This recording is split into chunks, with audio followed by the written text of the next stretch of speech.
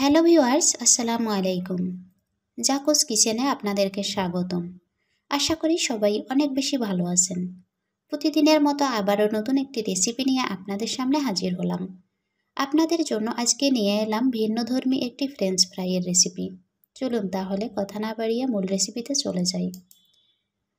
সবার প্রথমে আলুগুলোকে সিদ্ধ করে নিতে হবে। এজন্য আমি 3টা মিডিয়াম সাইজের আলু এভাবে ছোট ছোট পিস করে কেটে নিয়েছি, যাতে করে আলুগুলো খুব তাড়াতাড়ি সিদ্ধ হয়ে যায়। এখন আমি আলুগুলোকে সিদ্ধ করে নিব।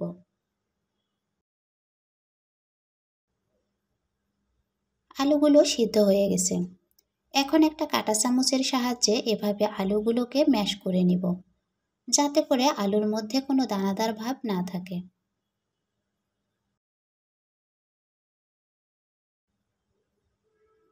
সবগুলো আলু খুব ভালো করে ম্যাশ করে নেওয়া হয়ে গেছে। এখন আমি এখানে অ্যাড করব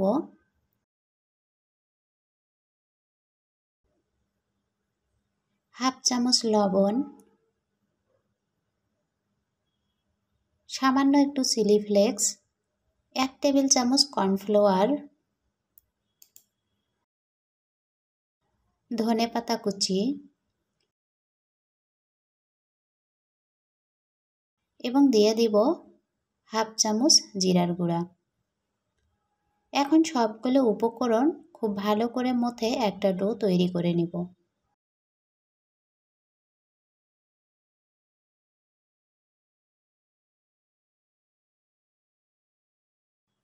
ডোটা তৈরি করে নেওয়া হয়ে গেছে।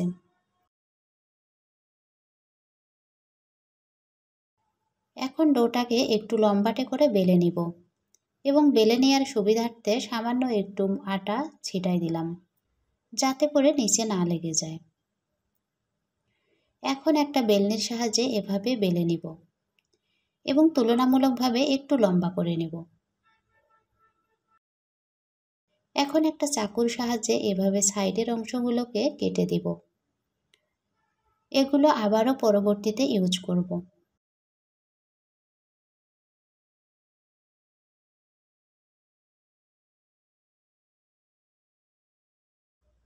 সাইডগুলো কেটে নেওয়া হয়ে গেলে এখন আবারও চাকুর সাহায্যে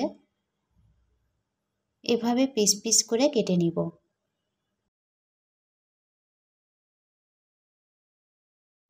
সবগুলো কেটে নেওয়া হয়ে গেছে।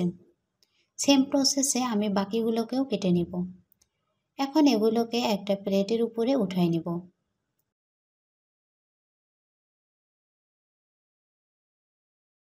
সবগুলো উঠানো হয়ে গেছে। এখন এগুলোকে ভেজে নিব। ভাজার জন্য একটি কড়াইয়ে দিয়ে দিব পর্যাপ্ত পরিমাণে সয়াবিন তেল।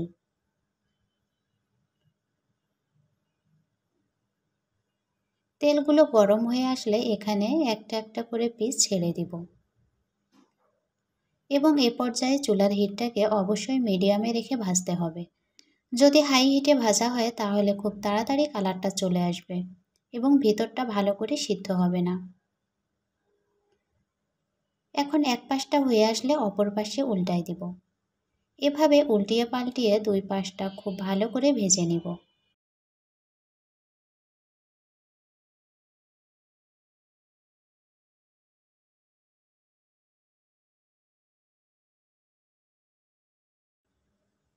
ভাজা হয়ে গেছে।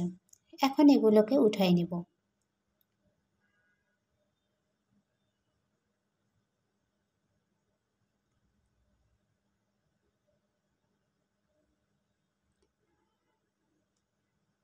সবগুলো উঠানো হয়ে গেছে। একটা আমি আপনাদেরকে ভেঙে দেখাচ্ছি। দেখুন, এটা উপর থেকে অনেকটাই মুচমুচে হয়েছে এবং ভিতরটা অনেকটাই সফট আছে। এখন এগুলোকে সস দিয়ে সার্ভ করব। আজকের এই সহজ রেসিপিটি যদি আপনাদেরকে ভালো লাগে তাহলে লাইক, কমেন্ট অ্যান্ড শেয়ার করে দিবেন।